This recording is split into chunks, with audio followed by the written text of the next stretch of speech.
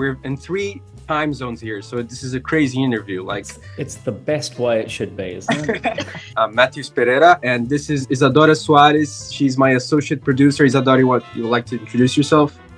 No, that's pretty much it. Isadora is in Brazil right now. I'm in California, and you are in Australia, right? I'm just north of Sydney. Yes. Oh, yeah. I live in the future. In the future, yes. I'm here with Kyle Portbury. He is a Emmy award-winning director. His most recent feature film is the first official Seventh-Day Adventist feature film to hit the cinema, if I'm not mistaken, right?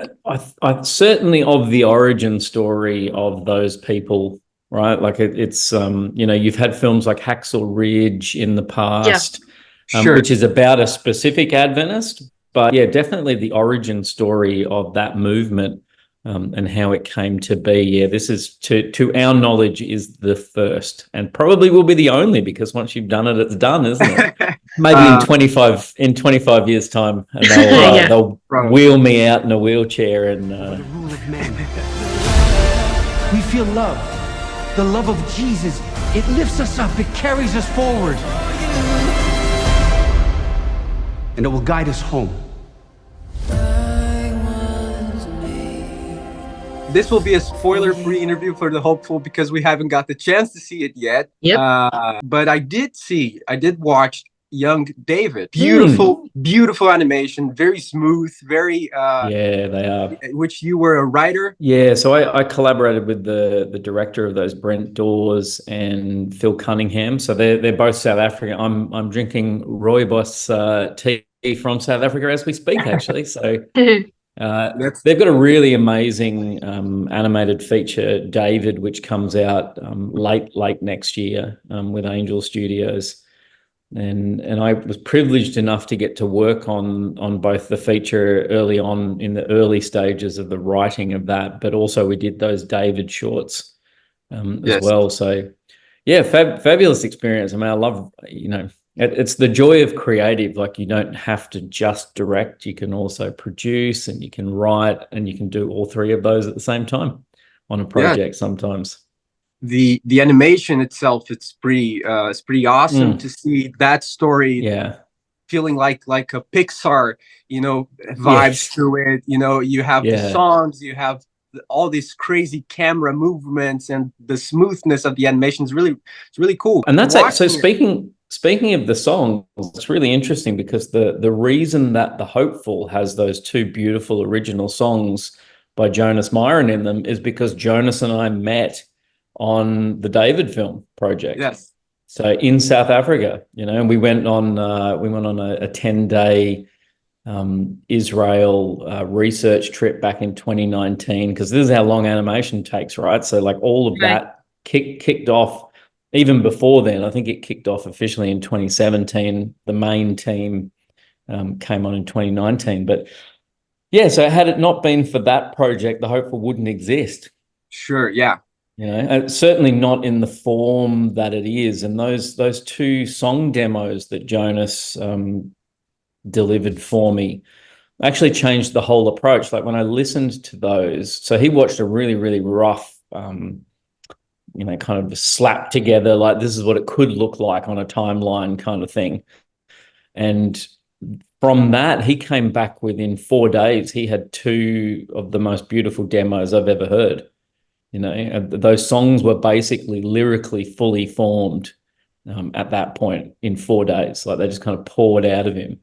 And listening to them, I'd only asked him for one. I said, if you just get inspired watching this, see what comes out. Like, I just want a song, possibly even just end credits, I was thinking at the time.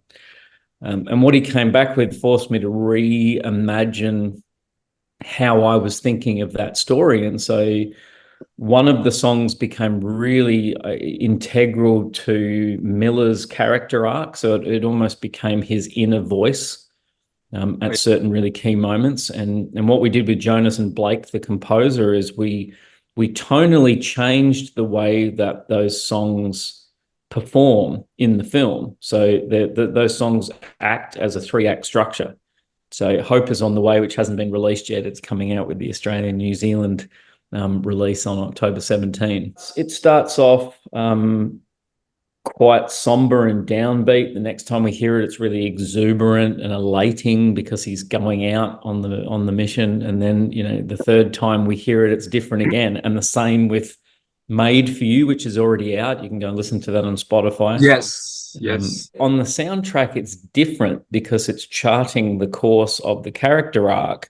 It's not a radio release. So that radio release version of Made for You is very different to the actual performed versions in the film. So yeah, that whole process musically with him, we kind of worked out whilst we were working on David a way that we'd like to work together if we ever got the opportunity. And like not long after that, we got the opportunity. So it was pretty cool. Before we hop in and the hopeful questions, Isadora is going to kick in as soon as I finish this one. Young David, as I watch it, we are film producers in Brazil. We're currently doing a live action of a comic book that it's really popular in Brazil. We love live action. Young David, it's wonderful to see it, but to me it feels like a concept, proof of concept for a live action David film. Did you guys have this possibility because you worked on The Hopeful, which is a period piece? Young Dave, a live action Young David would be a little bit, you know, further on the history, also a period piece, and was in any case a live action, you know, mentioned as an idea for those kinds of stories. Interestingly enough, no. Like it was, I mean, that was always envisioned. The guys in South Africa had always envisioned. Let's make it happen then. Yeah, well, interesting you should say that. It is actually. I think I don't know if it's the Kendrick brothers or it's called The House of David, and Amazon's actually doing it. So I think it's like a religious like version of what's his name, Game of Thrones, set in the David era. So it looks like when you look at their press releases on it, it looks really quite cool actually. So yeah, it'll be fascinating to see how that flows in, because I imagine that will come out not long after the animated feature comes out. I think David the child is less interesting than David the adult, right? Mm-hmm. There's a really fabulous version of David with Richard Gere, who plays David, which I think's like a 70s film, maybe. And it focuses more into that complex era when he's king already and he's he's making adult choices that aren't always good, you know. And those complex characters who challenge and provoke you, you know, like given the same opportunity or given the same set of circumstances or situations, how would I respond to the world, you know, is quite, I know those things are always fascinating to think about. You can hear my daughter thinking about something. What are you watching in the background? Oh, you know, you're just humming to yourself. I love it. That's good. She's allegedly sick today with a sore throat. Yeah. Oh, I'm so sorry. Oh, it's good. It's good to be home. It is good to be home. Yes. I don't know if it's the same culture around the world or in Australia or in the USA, but in Brazil, we have a different culture regarding cinema. Yeah. It was just like, how was your experience with it in the United States? Like, how was the reception for the movie or the whole process of making it? Because here in Brazil, as Mateus was saying, it's a bit more. It's like a conservative thought about cinema. So for us watching The Hopeful, you know, it was just like watching the whole thing going to the cinema.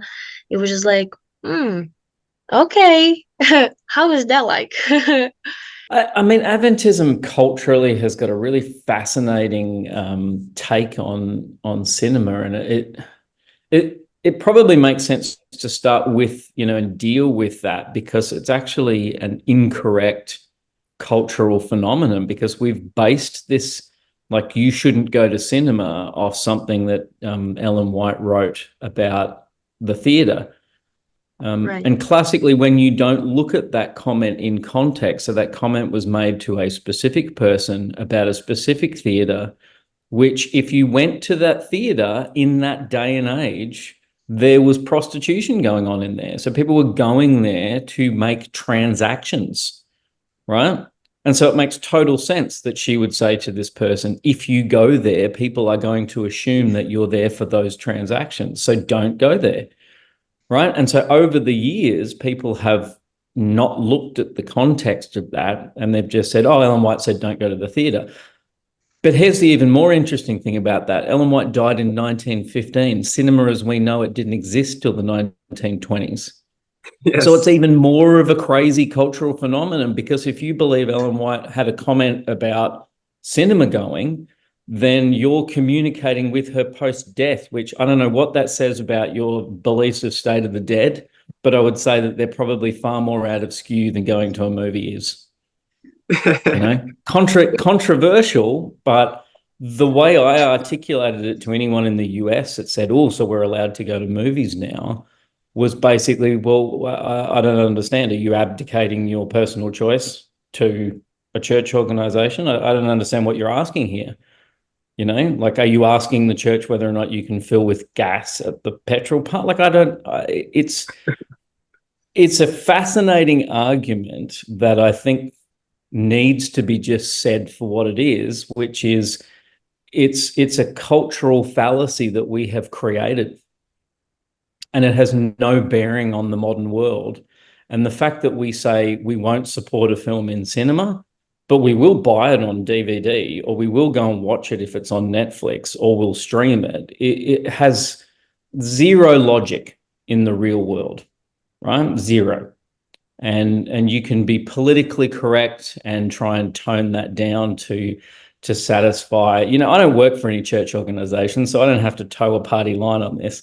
I simply have to say, if we don't get over this hang up, we are missing an opportunity to be part of a conversation in the communities in which we are, in a space where if your film is on cinema screens, it is regarded as more valuable than pretty much any other space, right? Like, if you released on YouTube, it is not viewed in the cultural discourse as valuable as if it was released in cinema. So we're simply missing the opportunity to have stories that mean something to us get given the value that they could have, you know. And so the experience in the US, you did get some of that pushback from some quarters. There were some areas where people really struggled with that, but the people who supported it, by and large, had fantastic experiences with it. Conversations with people in lobbies that they'd never met that weren't Adventist, and ended up going out and eating afterwards with groups of people, you know. Like, to me, that's the power of cinema, right? It drives a certain conversation and discourse that's not possible anywhere else. We don't have a conversation anymore around television because it's not time-based. Everything's on demand. So the thing that I'm watching isn't the thing you're watching. So we can't necessarily get together afterwards around the water cooler, right, the next day at work, and talk about the TV experience and the themes and the issues and the characters and the journeys that prompted us, and who did you relate to and who do I relate to? Cinema still affords that conversation, you know, because you have to arrive there and you end up in a room full of people, and the experience of a story with others is very, very unique to cinema. And so I think, yeah, its value as a conversation in the broader community's sphere is not immeasurable. It's actually measurable, you know. So for people that actually supported it and went, they saw both an engagement with the community and a new understanding of, if you didn't know who Adventists were and that film played in your local cinema, now that community had a greater understanding of who Adventists are. Yes. Like, none of this stuff is rocket science. It's actually about as old school Adventist as you can get, right? Because the cinema is the modern day big tent. Okay? Yeah. Yes. And how do you feel like this, dare I say, with popcorn? Yeah. With better snacks, probably. Oh yeah. Oh yeah. And how is the process of, like, I apologize for my ignorance, but I'm not sure how the process of the hopeful started, in the sense of, like, who started this conversation about let's make it a movie and let's put it in cinema? Because like sometimes in Brazil, people produce movies, but they release it on YouTube or release it on TV, like like Hope Channel. So how was that conversation? How did that start? Was there any pushback from the studio, the church that was producing it? I believe Hope Studios was the main production, yes. Right? Hope Studios did it. So was there any like negotiations or politics or meetings to talk about this, or it was pretty solid? No, let's do this. How long for the green light? Yeah, well, I mean, it's interesting. So, you know, the history of The Hopeful, it was filmed at the same time as Tell the World. So it sat in a safe for almost 10 years waiting to raise finances to do it, right? So it's a very, it was always designed, like even when it was shot at the same time, it was designed for a commercial, public-facing theatrical release, which is why when you see it, it looks like it was designed for cinema, right? Because it was, whereas Tell the World wasn't. Tell the World was designed as a 6-part episodic television series. So it doesn't look and feel like cinema, and it doesn't operate like that because that's not what it was designed for. And so it's interesting because cinema's it's a heavy lift to get there, and there's no guarantee you're going to. But if you don't make the decision to go, we want this to go to cinema from the get-go. So when we filmed it at the same time, those takes were shot slightly differently, right? So if there's scenes that exist in Tell the World that also exist in The Hopeful, which they're, you know, on balance actually aren't that many, they were shot very differently. They were treated with just a different visual eye because of that, you know, because there's just more detail, there's more screen space for a start, you know, just like the sheer territory of composition that you have to think about is just bigger and wider. There's just more information that you've got to be aware of as you're looking through the monitor out there. So yes, it was, but it wasn't until we kind of got to the end of post-production, and we'd had quite a number of like really amazing things come off, which, you know, you can never factor in. It's just these are the providence side kicking in, right? And so we kind of had a few big wins, particularly on the color grading side. So Brett Manson, who color graded Elvis for Baz Luhrmann, The King, which was a fabulous Netflix film if you've never seen it, with Timothée Chalamet and Joel Edgerton. Probably one of my favorite films of the last 10 years, actually. Wow. Beautiful. I mean, it looks absolutely stunning. And Brett coming on board at the time that he did, and even been available at that moment, and going, yeah, I actually really like this film, Kyle. I'd love to work on it. It just changed the game, because it takes your film from being visually good to being visually great. You know, like it takes it to another level, because he's able to do things and manipulate that image in a way. You know, he's one of the top 5 colorists on the planet at the moment. You know, so that makes a huge difference to the experience that someone has going into the cinema.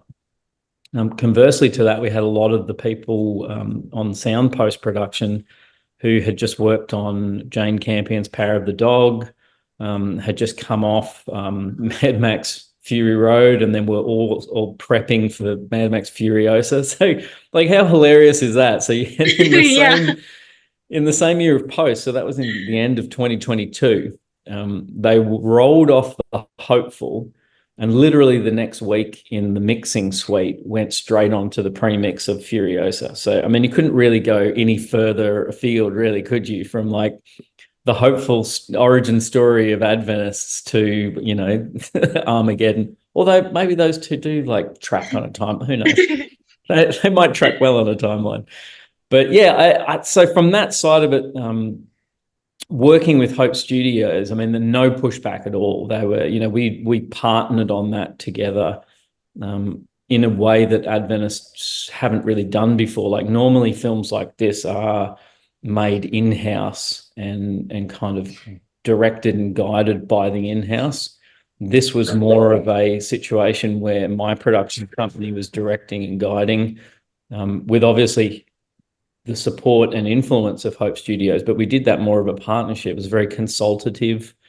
There was a lot of trust between my 3 executive producers from Hope Studios and my 3 producers on the production side. So it was a really well set up process, and everyone was very open-minded to it. They were like, well, look, if it looks like the opportunity's there and we've made the thing at this quality level that it can sit on a cinema screen and compete with studio pictures, great, let's go for it, right? So yeah, it was never I don't think we ever had one conversation about whether or not going to cinema was going to be controversial. It never actually even came up until you started getting people going, can we go to cinema, during the marketing campaign for a cinema release that was already going, Yeah. and then we were like, oh, I guess we have to deal with this now, Oh yeah. Because for no other reason other than, I don't believe that it should be an issue. So I think if you start off with the mindset of how do we deal with this, you're kind of giving energy to something that shouldn't be a big deal. Yeah. Right. Whether that was a good way of approaching it or not, who knows? But, again, I just think we have to get over this fallacy that there is any imperative on us to not go to cinema to watch things. I think it's actually negative. It's actually a negative culturally, and it's a negative for our ability to talk to the wider community about big issues, because big issues are what cinema is all about. If you watch Oppenheimer or Barbie, they're no more or less preachy than any other film that comes out, right? They have something that they want to say. That filmmaker has something that they want to say. And I just think we're missing an opportunity if we don't operate in that space. Yeah. Well, we have our last 10 minutes with you, Kyle, and I just want to give a little bit more context to go to our final question, which is, well, we are currently in the final stages of post-production in our movie in Brazil, the live action. And awesome. And we are in a journey of 2 years on, since the early stages of, yes. Getting the movie, getting the budget for it, and, casting and stuff, which was a huge part of the process, only the casting for the right characters. But at the very early stages, we talked to Sam Neves. Yes. And we presented a project, and he was really happy with it. And it was January last year. He mentioned The Hopeful to us, and it was groundbreaking for us. The whole news of Hope Studios, it's on American Film Institute. They are doing this in Hollywood together, and Sam told us, we have this movie that is going to be released on theaters, and we were really excited because we're 2 years in Brazil struggling to get our movie in one theater, in one cinema. Yes. The release, it's something really, the culture hasn't really advanced in Brazil yet. So that's why it's so special to us. It's so groundbreaking to see The Hopeful going on, because we have tons, and I don't know, probably a couple of hundreds of productions in Brazil that are very well done, but they are on YouTube. They are anywhere, because they can be on movie theaters, and that's a huge issue, because inside of the Seventh-Day Adventist Church, even inside, people doesn't even know those productions exist, because it's such a little reach. But if there was a wild release, at least a domestic release, the possibilities would go insane. So my final question is, what would you advise for those cultures that haven't embraced this kind of release, and what are they missing? Well, my advice would be to just start, right? Like, just get over it and just start, because, you know, being worried about what people are going to say and are going to think about that as a release. Now, I mean, the cold hard reality is of it's economics, right? So, you know, we had a really great conversation with the main, you know, the guys that distribute the Chosen on cinemas across Brazil, you know, like literally the top cinema distribution company in Brazil. Yes. And their comment back to us is, without the church's support, there's no economic viability for putting this film on cinema screens. So, you know, you've automatically lost the ability to talk to a whole rung of people that will never now engage with that story, right? Because the way that it works is, like, you know, if you start on YouTube, there's this almost like, you know, people go, oh yeah, you know, millions and millions of people can see it on YouTube. Okay, but like, how do you find out about a film? You see a marketing piece somewhere on it, and that marketing piece cost money. And without seeing that marketing piece, there's no awareness. And if no one knows it's sitting on YouTube, it doesn't exist. And so saying, oh, look, but it's on YouTube and 350 million people around the planet could watch it, means nothing, because if they don't know it's there, they can't watch it, because they're never going to randomly find it. Whereas if it starts on cinema, it's going to have that marketing push. There's going to be marketing money spent on it. There's a reason that you know about it. It's because there was marketing money spent on that film in America, you know? And so as it continues down through its different windows of release, more and more people will know about it, but only because it started up there, right? Because it started up there, and there's that kind of groundswell of marketing information that gets created around it. Well, now people know about it, and they're either going to watch it, or they're talking about watching it, or they're arguing about whether they liked it or not. I mean, that's what you're missing when you don't aim for the pinnacle of distribution.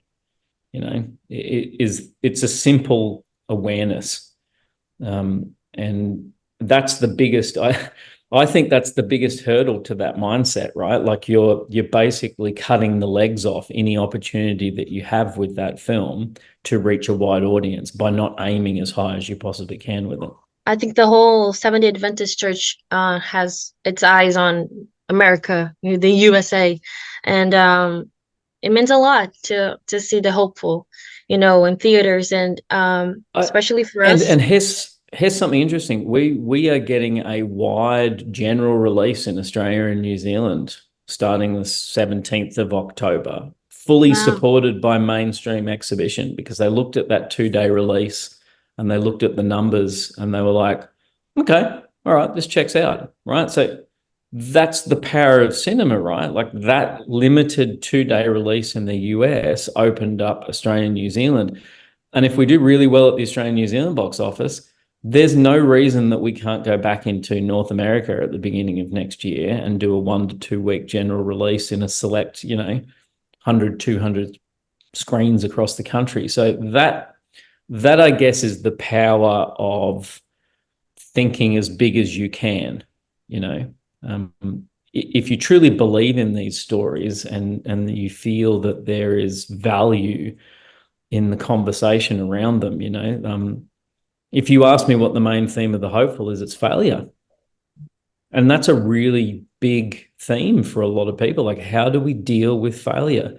What happens to our beliefs when the life or the world tells us no, you know?